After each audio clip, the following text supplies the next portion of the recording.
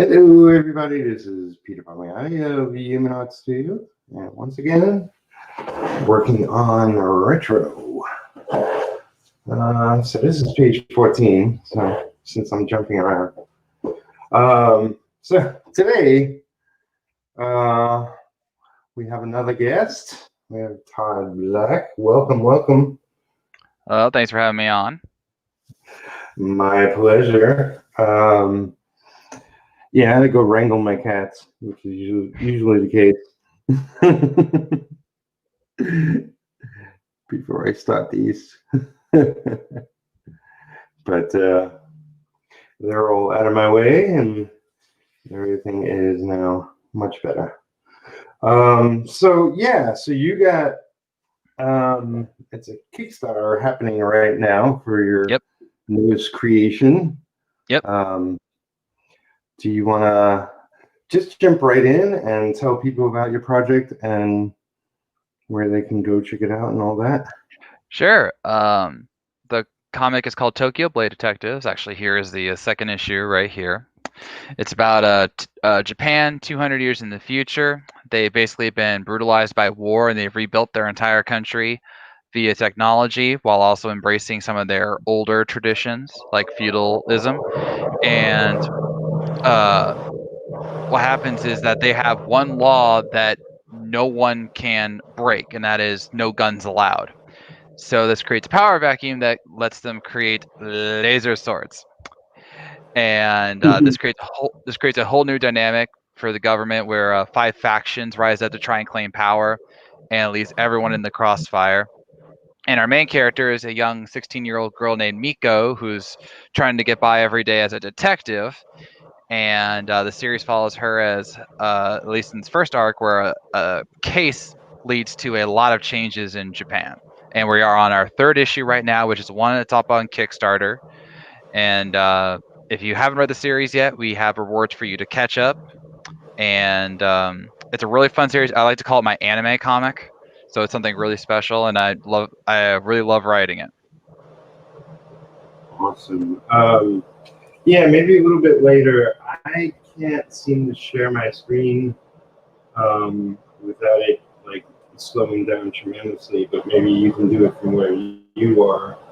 There's a share screen option down below. You see it? Yeah, I see it. Okay. But yeah, that sounds really cool, man. And Thanks. I know you sent me a couple of copies, and yes, I didn't read them. You didn't read them. You didn't read them. Because I suck. But yeah, just been running around. Actually, just before I started, I was like, man, I feel weird. I took a couple of aspirin, thinking like it just seems extra hot today for some reason, and I think the heat got to me. But all is well at the moment, so hopefully I won't faint during the live stream. Yeah. I understand. But yeah, I hate the summer. It's just like, I'm from New York. I love the winter.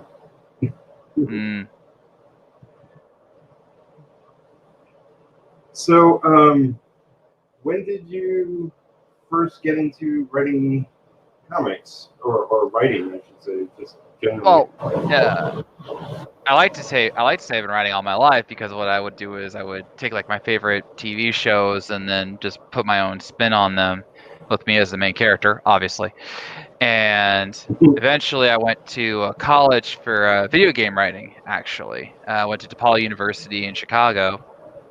And so I got my degree there.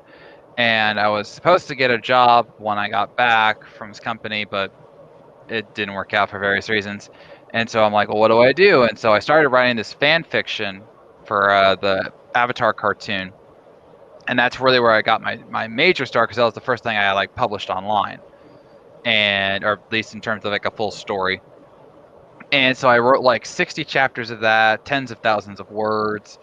and people just really loved it. So I started writing other things, like I wrote a screenplay for a Shazam TV series I want to write, and then eventually I just came back to comics. I've been wanting making comics for years. I even went to my first Comic-Con C2E2, and there was a Marvel panel there called "Making Comics the Marvel Way," where Matt Fraction was on the panel, and I asked, what do you say to a guy who wants to make comics and is a writer? And he goes, "Find an artist to make comics."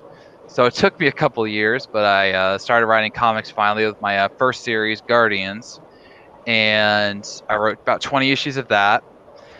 Then I wrote about. Then I went and branched off into a sci-fi fantasy miniseries, which was all funded on Kickstarter, called Home. Then I did a children's book, graphic novel, if you will, called 10,000 Miles. Around that time, I started writing my own novels, including a Sherlock Holmes series, which I found out I could totally do. Then I started working on a science comic called Seekers of Science, and then after that, I started Tokyo. So all told, I've got 33 comics published and 5 novels published. It's a lot of work, man. I love to write. That's what I do. Yeah. So, what was the site that you originally published your work on?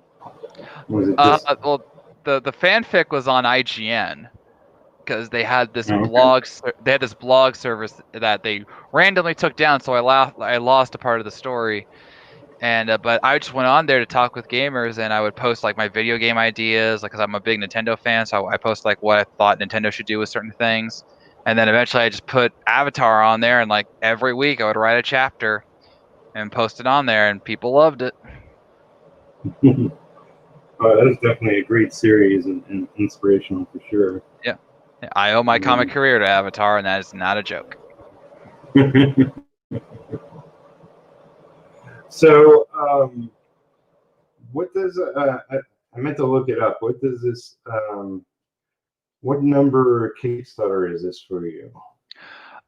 For Kickstarter, so I did 5 for Home, 10,000 Miles was 1, so that's 6, and then 3 issues of Tokyo. So I'm at 9 right now.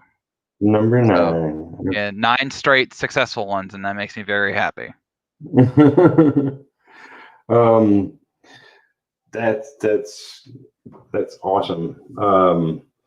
What was your experience like with your very first one, if you remember that? Oh, I remember. My first Okay. one wasn't. I made my first one when I was in Chicago, and I was an idiot because I was like, no, really, I called it The Next Stan Lee, which shows how arrogant I was. And I was like, you'll give me money and I'll make a comic, because I really didn't understand the Kickstarter at the time. So I had like $500 goal to make a comic, and I got exactly $0. So that was a fail. The next one I did was called Project Guardian, which was a prelude, if you will, to my comic series. And I wanted to make both a comic and a video game, which was infinitely stupid. So that was a fail. My third one was for Guardians the comic, and I designed it to where I already had some of the comics done. That's what I was offering, and then I would make money to make the next comics, which almost worked. I actually made at least some money on that one, but inevitably I failed. And so when I decided to do Home, I knew I had to do Kickstarter because I really couldn't fund it myself at the time. And I was panicking because I was like, I've already had all these failures. I even made a new handle on Kickstarter, because apparently it's like, if people see you fail, that doesn't give them confidence. So I completely started over, and I did like everything I could. I made 5 pages to show the work. I did as many interviews as I could get my hands on, either big or small, or even just getting posted on a website. And the real scary part was I had to ask for $2,500, because that's how much I needed based on my team at the time. And I made it like with a good margin, and that was amazing to me. And then I did 2, 3, 4, and 5, and I did very well each time, almost getting to 100 backers a couple times. And then with 10,000 Miles, I even had to push myself farther because it was a graphic novel, 73 pages, and it was going to be very expensive. So I pushed for like $3,000, and I got like 3,500. and that's still my peak right there, as well as most backers at 113. But it's just like with every one, I gain more confidence. With Tokyo, I was panicking though. The first Tokyo one, I was like, I've had this idea for years, and I'm like, are people going to want to read an anime comic? Especially one that's from an American. Which I'm sure the Avatar and Ruby and all those American anime people said once upon a time. But I was wondering if it would work, and so I put a relatively low bar, about $1,500, and I got like over 2,000 and over 100 backers, which thrilled me to no end. Number two was just as stressful because again, I really think the second one's the more stressful one, because the first issue you're like, people are going to go for it or they don't. The second one is like, are they going to come back? So that's how I always read it. And then this one, I honestly had very little stress because I set my lowest bar ever, because I knew the pandemic would hurt, and the people would only be able to pledge a few dollars, if any at all, which was fine. And I even wrote that into the Kickstarter because I didn't want them to think that I was just trying to get their money. I'm like, if you can't pledge, it's fine. So but we've hit our funding goal, and actually today we hit 70 backers, which is really cool. So now I'm on my not a stretch goal, but a personal goal of trying to get back to 100 backers, because we barely missed it with issue 2. We had like 96, 97 backers, and so I want to get back to 100, and so just got to keep pushing. Yeah.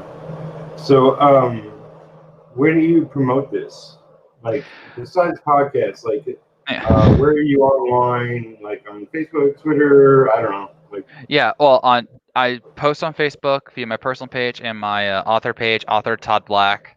And on Twitter, I am at Guardians_comic, which is my same handle for Instagram, which I also use occasionally. Got to get better at that though.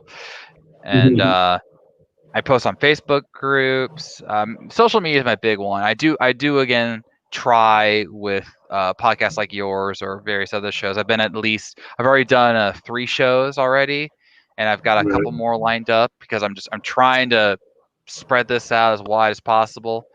Because once 3 is done, I'm going to jump right into 4, and that's the end of the first arc, if you will, for Tokyo.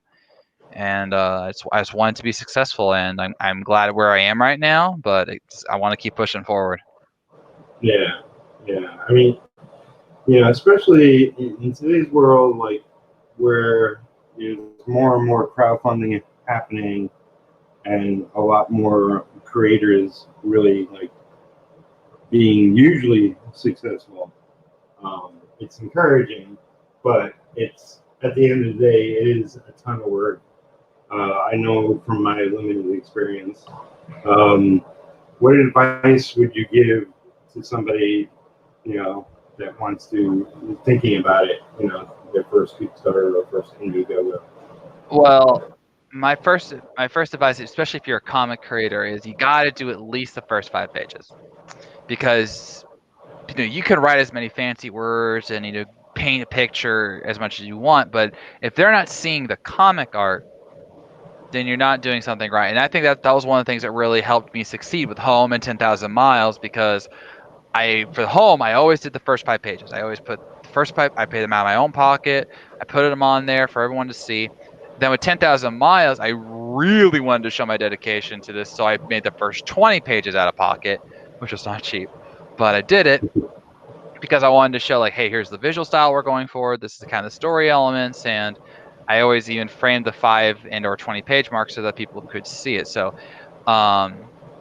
that's the first thing, is you gotta do that. The second thing is you gotta embrace social media, both its ups and its very crushing downs, because you never know who's gonna pledge because they see your tweet. I'll give you a great example. The other day, the comic writer Gail Simone, I tweeted her because I tweeted her because she's awesome, but she likes to promote indie stuff, and so I made a tweet asking for her help, and she quoted my tweet and said, "Todd is awesome. Please support this if you can. He does good work." And that blew me away, because I don't think I'm awesome, but I do make comics, and because of that tweet, I got a $20 pledge from a guy named Judd, who I did not know. I have never seen on Twitter before, but he looked at the Kickstarter and went, "Hey, this looks really good, and I'm happy to support indie. So here you go, buddy." And I'm like, "There you go."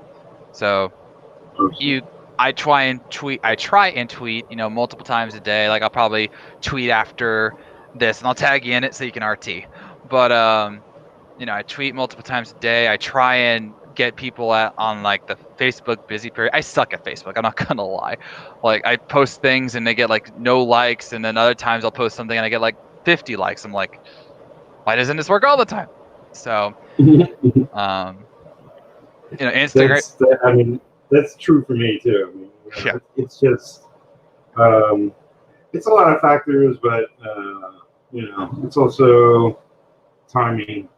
You don't know when most toys are available at any one time. Yeah, and then the second thing is like I'm doing now. Try and find podcasts, try and find websites.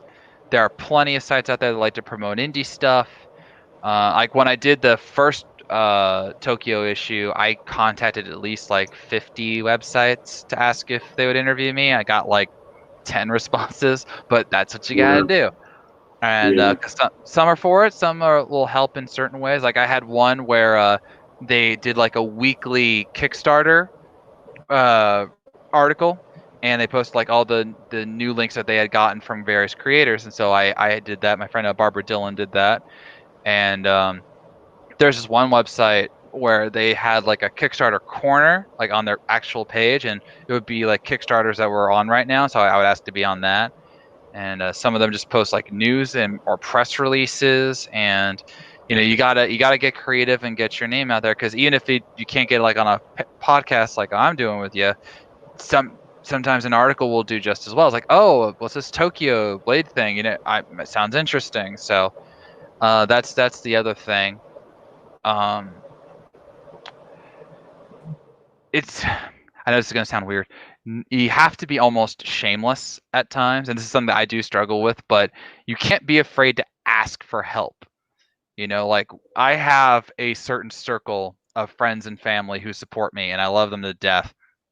And so when I launch Kickstarter, they're the people I always go to first, because even if it's like $1, $5, $3, whatever, I know they'll help me 9 times out of 10. And that one time that they can't help me, I'm perfectly fine with it. I appreciate their help from the past, and I move on.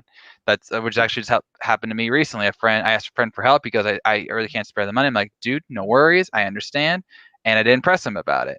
And then other times I have had people, promise to pledge and they don't, and then I get on them because I'm like, I really could use your pledge, and then they realize they forgot, and they go and pledge. And then with the posts, I feel bad because I don't want personally in my mind, I don't want my Facebook feed to just be like posts about Tokyo. So I try and change it up every once in a while, but I'm still trying to get to, my funding goal, and then which I got, and now I'm trying to get to 100 backers, and I know I have like over 30 people on my Facebook feed who haven't pledged. So it's like, how do I try and reach them without basically harassing them? It's a constant struggle, which every Kickstarter person deals with.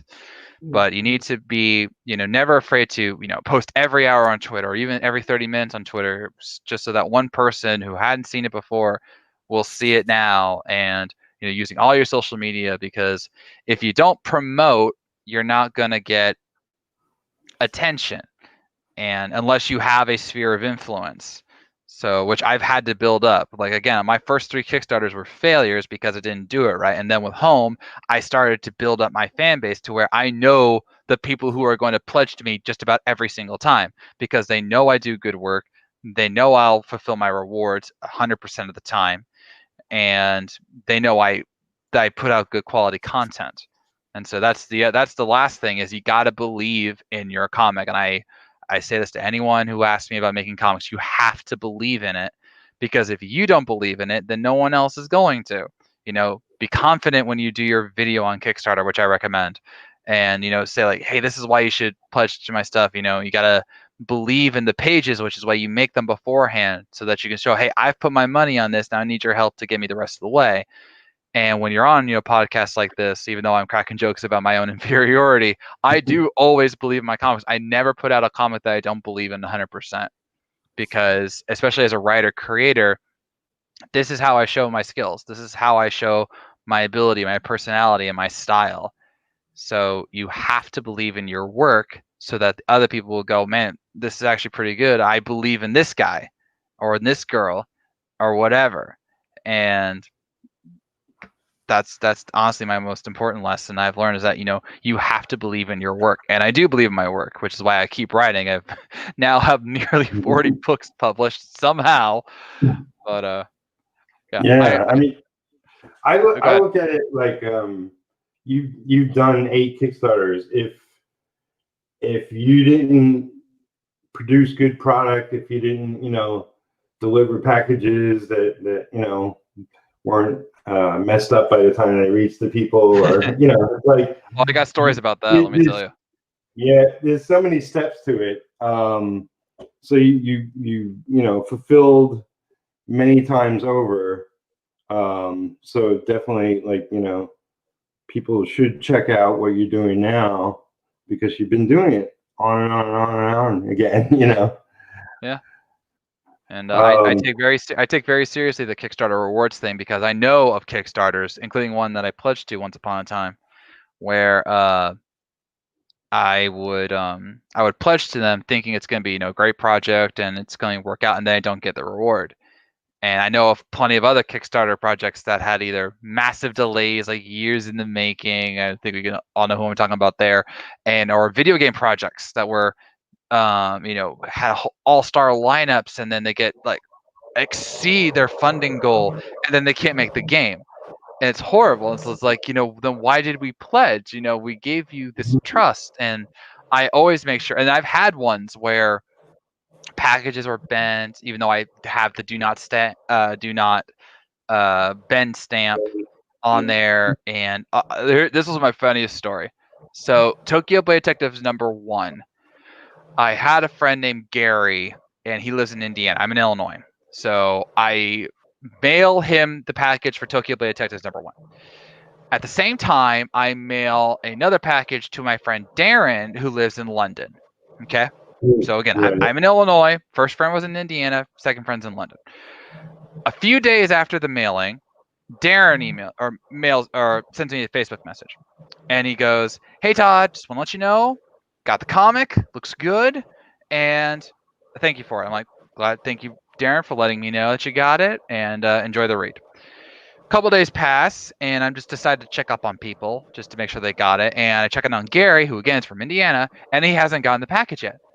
I'm like, what are you talking about? I have a guy in London who just got his package, and you didn't get yours? He goes, nope. And apparently his wife even worked at the post office, so she would be like the first person to know. So Right. like week, 2 weeks, and I'm like, it's still not there? And he goes, no, it's still not there. So I'm like, okay, I'm going to mail you another one. Do you know I'm good for it? And you want to pay for it? So I actually go to my printer, and I have him mail it straight from the printer to him. And he gets it within 3 days. Right. About a week later, he pops back in, hey, Todd, you're not going to believe this. I'm like, what?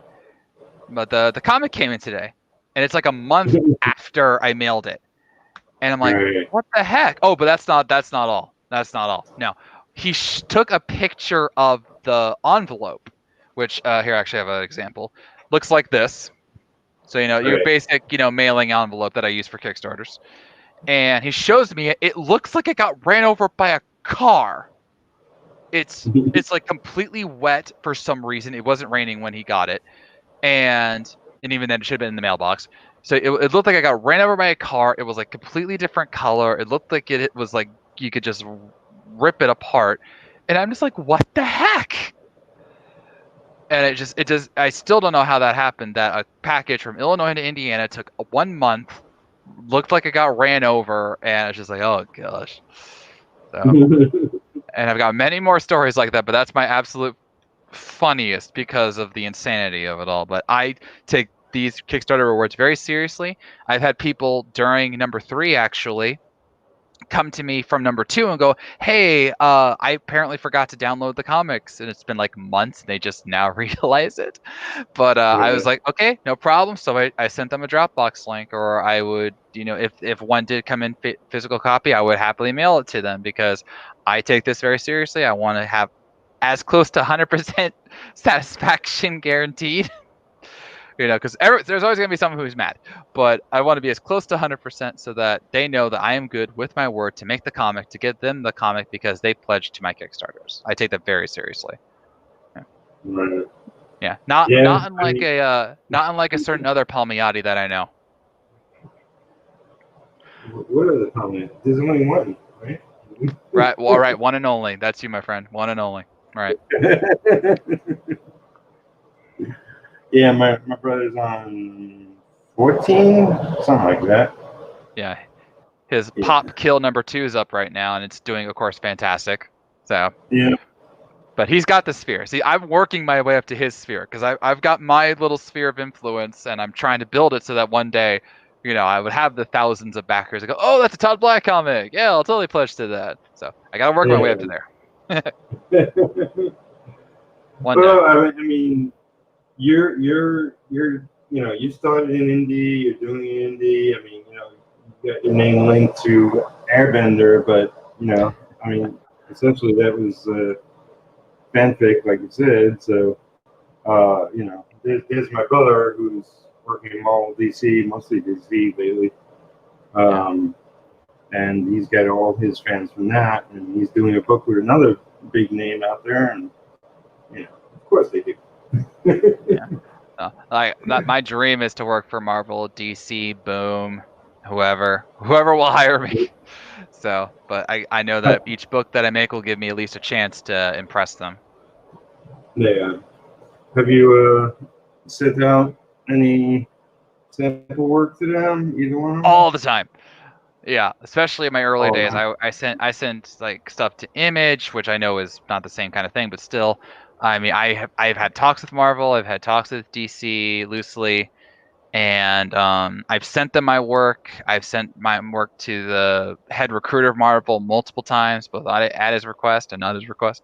And just nothing's happened yet, but I know it's a timing thing. And of course, right now is like the worst possible opportunity to try and pitch myself, because we're kind of in a pandemic. So yeah.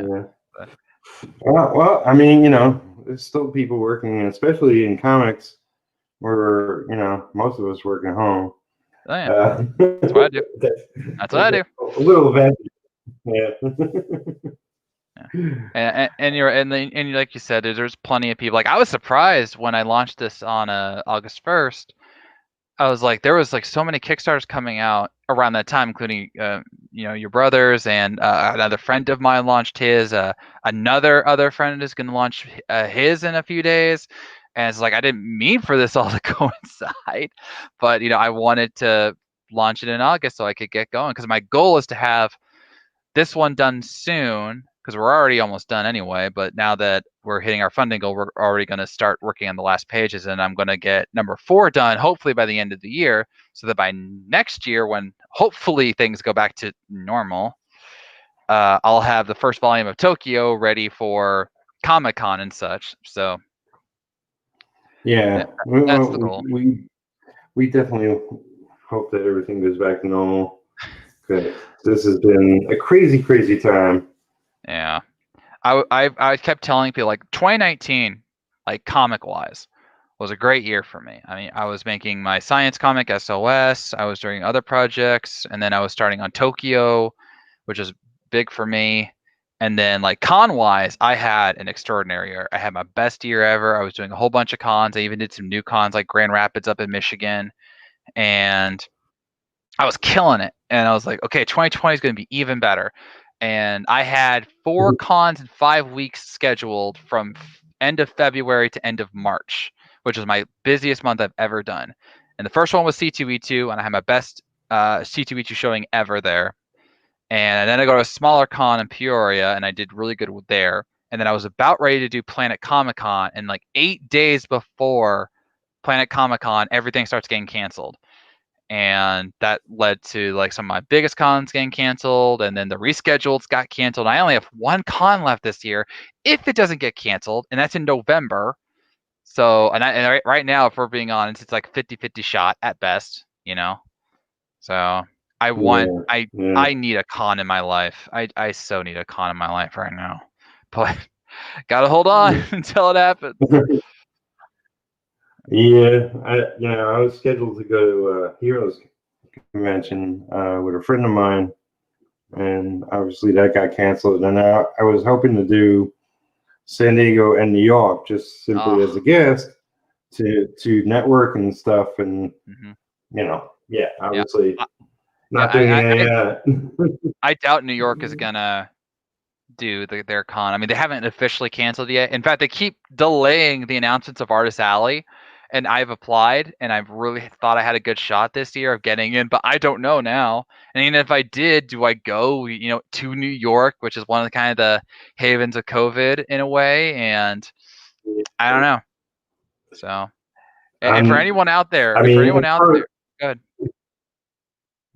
as far as this year goes, I think we should all be safe and just Oh, stay home. absolutely.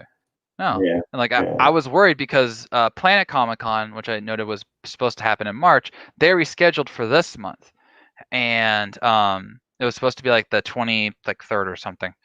And I was totally gonna go. Like I had already, because I had already been assigned to the original, they were just, they just kept my table for this one. I'm like, I'm totally gonna go. And then as time just gets closer and I see the world's not getting better, especially America, I'm like, is this even going to happen? And now it got canceled just for safety's sake. And I'm like, I don't blame them. So yeah.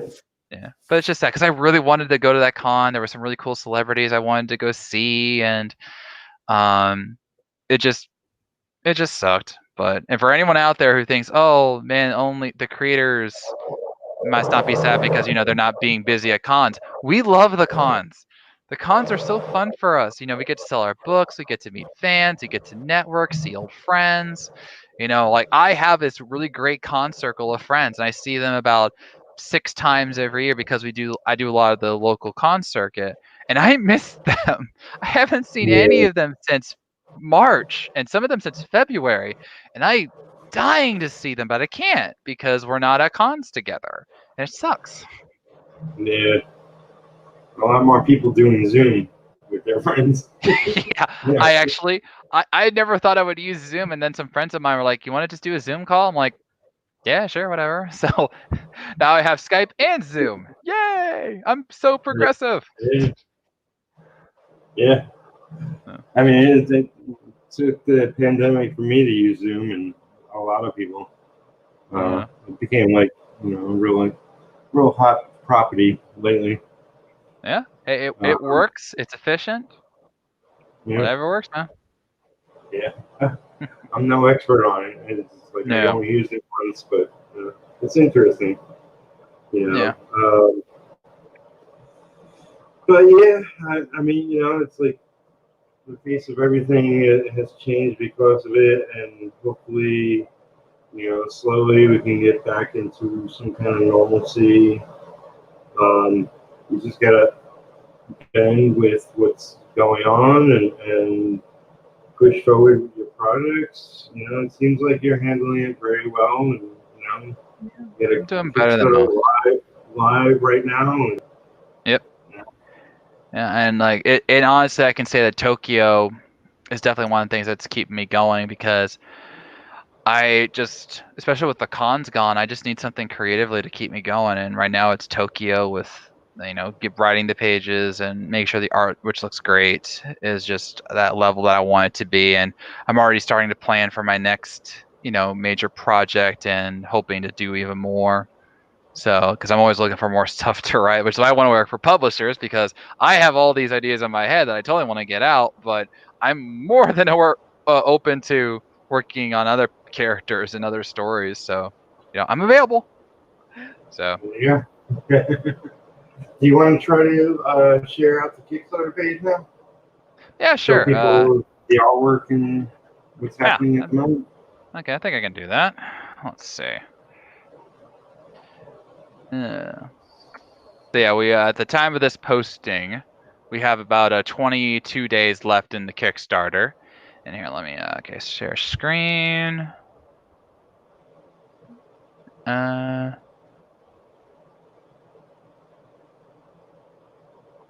seeing a very Inception thing going on right here.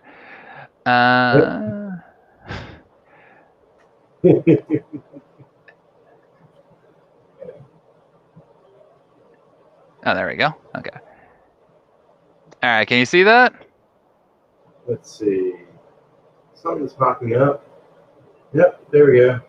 Yeah. So yeah, this is the So this is the Kickstarter page for Tokyo Blade Detectives #3. As you can see, we are at 70 backers and nearly $1,200 raised, with about 3 weeks left, a little over 3 weeks left to go, which is really cool. Here, let me close this tab right here. So yeah, there is our cover made by my dear comic friend Alex Garcia, and then the interiors are done by Lam Vuvan, who has done it absolutely incredible. It took me so long to find someone to do the anime style that I wanted, and he just killed it, as you can see in these amazing shots. And yeah, issue 3 is a really fun. It's very action driven for the first half because of these beings right here. We call the yokai, which is a reference to the Japanese monsters of folklore. And it's just, and we only have the first 5 pages because it kind of gets into spoiler territory once we go past this, so I don't want that. So but we have more made, and it looks beautiful, and we're really excited about it. And then for rewards for anyone out there interested, we have very basic ones, like you can pledge $1, you'll get an email from us. We have $3 and $5 where you can get Tokyo Blade Detectives #3 in PDF form, or if you haven't read the series at all yet, you can get it for $5, all 3 issues for $5 PDF wise. Then $10, you can get the physical copy of #3. You can get your name written to a special thank you section. If you prefer all digital comics, you'll get every single comic I have ever made, minus SLS, which is a special project, but sent to you for $15, which is about 33 comics essentially. So that's 33 comics for $15. That's a pretty good deal. And then you can get all 3 physical copies of Tokyo if you haven't caught up yet. We have for rewards to where you can get the physical and digital copies. You can get drawn into Tokyo. That's one of my personal favorites, but we have a limited amount of those. So if you want to pledge, you got to do it soon. And then I also offer advice on how to make comics, including this tier right here, where I will offer the ability to help you make a comic, from inception to writing the script to trying to find an artist to helping you with your Kickstarter if you want that. So I'm more than help because I want to help people make comics. And then if you want to get every single comic I have ever made in physical form, there you go. It's 150, but you're getting Guardians, Home, 10,000 Miles, and all 3 copies of Tokyo. So it's a lot of comics. Oh, we have a couple of people in the chat. The author Reed says hello. Hello, what Reed? Welcome. Hello, Reed. And then, okay. Oh. I forget how you pronounce it, but it's my friend Joe. Greetings, just shared the stream on my wall. Awesome, thank you. It's sharing projects that catch your eye, and like you said, if people can't afford to pledge, shares are appreciated. So thanks, Joe. That's awesome of you. Shares help a lot. Yeah. So you're in my group, Create Our Own, correct? Todd? Yes, and I have posted on there a few times. Okay, all right. I lose track. I have like 2,000 people in there. But yeah, it's if you're a comic book maker go join my group. I got that link and a bunch of other links of my own down below in the video description, as well as where you can find Todd's Kickstarter project happening now. Go and pledge. But yeah, go pledge, go share, get a PDF and read it and talk about it with your friends, all that jazz. Every little bit helps. Indeed. But you got plenty of time. You got You got 3 weeks. Yeah, 3 weeks. It's a lot of time. So how do you come across artists for your projects? I've gotten lucky over the years. The first one with Guardians, I found them via a website that's now defunct, ironically enough. But I found both of them there. Then with Home, I found Beth Varney via Facebook group. I believe it was Connecting Artists and Writers. I believe it was.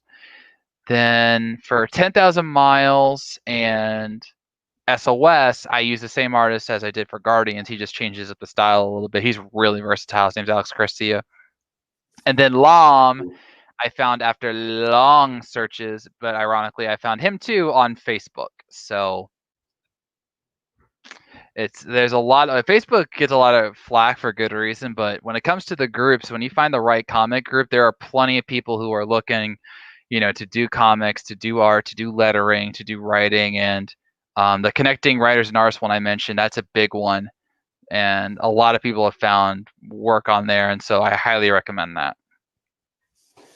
Yeah, I mean, I've definitely gotten a lot of work through Facebook. Mostly it's just people message me directly, but sometimes it's like with the groups and whatnot. Definitely, like you run across a lot of new people you wouldn't otherwise with the groups. Yeah, that's actually one of my philosophies when it comes to comics, and I know I've broken it a few times, but I want to try and bring as many new people to the fold as possible. So like when I did Guardians, Alex started out as just my colorist, but then when the original artist fell off, Alex picked up the slack, and then he did the rest of the 19 issues. And then with Home, I wanted to not use Alex, not because I didn't want him anymore. He's an incredible artist, but I wanted to give someone else a chance to make comics. And then with 10,000 Miles, I originally had a friend as an artist, and it just didn't work out. We couldn't agree on an art style, and then I went back to Alex because I really wanted to make this work. And that's why I brought him with SOS, because I trust him, because that's an important project. And then finally with Tokyo, I really wanted a special kind of anime style artist, and Alex almost got the job just because my first guy didn't work out like I thought he would, and I much like 10,000 Miles, I wanted to do it, and I liked Alex's style, but there was just something a little too familiar about it. And then I found Lam Bhuvan, who completely nails it, and I still have Alex do the covers because he's really great on cover art. But yeah, I like giving as many opportunities as I can to people. So like my next project is going to be a heist comic, and I want a very stylized visual sense, if you will. And so I'm definitely going to be looking for that. And I also have a noir project, and so I'm looking for someone who can do that. But I believe in giving a lot of people opportunities, so that's why I try at least the beginning to bring in new artists, bring in new faces, new voices, so that they can say, "Hey, I made this complete series with this guy who does a lot of comics," and I'm trying to help as many people come into the comic world as possible. Yeah, there's definitely a ton of great, talented people out there, and we all have our different circles and connections. But that's cool, man. So you mentioned, almost in passing that you want to get better at Instagram. What? I think we're connected there. I forget, but I think so. What are you posting there that you're not getting all the attention? Well, no, it's not that I'm not getting attention. I mean, I'm not, but I just don't think about when I think about Instagram. Like every social media platform has its own what's the word? Not intent, but like how to use it, I guess. Because when you do Facebook, you do basic posts, you do DM chats. That's honestly what it's for. Twitter is like I have something on my mind, I need to post it, and then you look to see what other friends are posting at the time. With Instagram, it's a really wide range of people either posting like selfies or environment shots. Sometimes you'll see comic art, you'll see a lot of cosplays, and I just don't find my life that photogenic, if you will. And I'm certainly not photogenic. My hair is the only good thing about me, but the fro is everything. But so like I don't think about posting on Instagram. If I have a thought, I'll post it on Twitter. If I have a lengthier post, I'll post it on Facebook and so on and so forth. I don't think about going to Instagram, even though I should, because there's a lot of people on there. I could potentially reach other people there, especially with my Kickstarter, which is why I'm trying to use it again. But I just got to get in the mindset of, okay, I just posted on Twitter about the Kickstarter. I posted on Facebook. Let's put something on Instagram. I got to get into that habit, and then eventually, start posting other stuff so that I can maybe build up a fan base and have them come help. Because I get likes on my posts. I get like, I think my last one got like 13 likes, but none of them pledged. So it also weighs on my mind, like, okay, I'm getting a bunch of likes, and they say, oh, this is a great thing, Todd, but they're not pledging. So did I really do a good enough job? So it's the Kickstarter mentality of, why isn't everybody pledging? Yeah. I mean, I realize like it's hard for any writer, any artist, any creator to be everywhere and do everything. I happen to like Instagram, but I did come at it. I wasn't on it for the beginning couple of, I don't know, years maybe. But when I first came on it, it was a simpler time. It seemed to be strictly just like posting pictures, and I love that about Instagram. It has changed and evolved. Now there's a lot more videos. Now there's a lot more. I'm going to post this picture and then give you, 5 or 8 different close-ups of it. And it's like, it's not as fun. But still, it's another platform to get the word out. So I use it when I can just to promote whatever. And really, it's like most platforms. If you post regularly, it rewards you. And it's like you might not see direct results, but maybe somebody who saw a post on Instagram that they didn't like reminded them of your product, then they went to your Facebook page and clicked on a link there, which took them to the Kickstarter, which then they pledged it. It's like not every path is direct, and you don't know who comes from where. That's why I got to get better at it, because I want to find those people who would be up for pledging. But if it takes me like another 10 posts to find that person, then that's what I'm gonna do. So, and videos are another great example, because I can make it more open plea to a person to pledge to the Kickstarter. I'll do whatever it takes, because I want to get my 100 backers. Have you ever? Are you on YouTube at all? Yeah, I have a YouTube channel. It's not dedicated to comics. It's about a death battle, but yeah, it's there. Okay. Because YouTube is a great way to promote your comic, and you can do videos for your comic and stuff. I'm tempted to do a live stream, but I'm not sure how well it would go. But you never know. I might try, depending on how long it takes to get to 80 backers, because 70 took forever, because I was like at 66 for a long time, and then it was like the slow trickle of like one a day, and I'm like, come on, it's like right there. Well, I would definitely recommend doing that, like doing a live stream. I use StreamYard, and if you only stream, I don't know, X amount I think you get hours and hours, and it's free. It's a great, easy program. And if you just live stream and if you're a good talker, keep people going for hours. You can I'm a good talker. talk about your project, talk about writing, talk about your whole writing process. Really get nitty gritty, and all of that would be promotional for your campaign on Kickstarter, and might point people in the right direction. Yeah, I might just try that. Yeah, then you can promote your comic centric YouTube channel, and there's a lot of people that review comics on YouTube. It's a lot harder to find everything. I remember back in the day when it was just like Wizard Magazine and the Comics Journal. There were only like a couple of real highlights and great magazines to pick up and find out everything about the industry or what's popular and so on.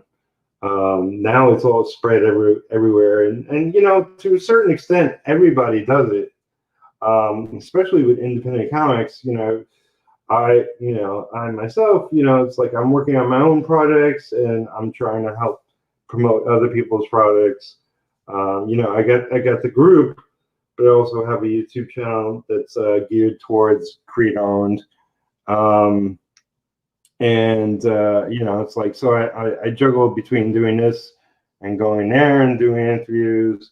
That channel is much newer and has barely anything on it, right now, but I'll build on it. But yeah, I've seen more creators talking to independent creators, especially people who have campaigns, something live and tangible that they can talk about and promote. Is always, more exciting. Oh, it's going to run out in 11 days. You better get on it. It's like shopping for a limited time. It's like, oh, we're going to run out of shoes. You better get it now. Yeah. And I'll keep posting on your Facebook. I gotta get some of them to pledge. It's like I posted, and I know you've liked the post, but some of the others haven't, and I'm like, come on, I only am asking for $1. Yeah, you really got to capture somebody's eye, or talk about something of interest to them, because everybody's posting, everybody's promoting what they're doing, which is awesome. We didn't have this years ago. Yeah, definitely not. So you just have to speak above the crowd is what it comes down to. Indeed. So is there anything we haven't covered that you want to chat about? No, I think we've done a good job. I just, again, if you can pledge to the Tokyo Blade Detectives Kickstarter, I'd appreciate it. If you can't, please just share it around. Everything helps. Again, we're at our funding goal. We're just trying to get to 100 backers now for personal fun, I suppose. And if you have any questions, you can reach out to me on the Kickstarter or via my social media. Like I said, I'm on Twitter and Facebook and Instagram. So I'd happily answer any of your questions. Yeah, I'll make sure to put any links you want me to in the video description box below. Thank you. Like I mentioned, I already have the Kickstarter link. I should have it there. What I want to say, I forget. I don't know. Yeah, just go check out Todd's project. It's a good looking comic, and I'm really impressed with the amount of work you've done throughout the years. Thank you. And I know it'll only continue to grow to bigger and bigger projects for yourself. Doing my best. Good luck. Yeah, your support means a lot, Peter. So thank you. My pleasure, man. My pleasure. So, yeah, thank you everybody who caught this live or caught this later. Give the video a like so that it's, gets seen by more people. If you're not already subscribed, please subscribe to the channel. I'm slowly trying to grow my channel, as we are all. And thank you for watching. I appreciate everybody coming by, and hope you're deep diving into your own projects and art. A great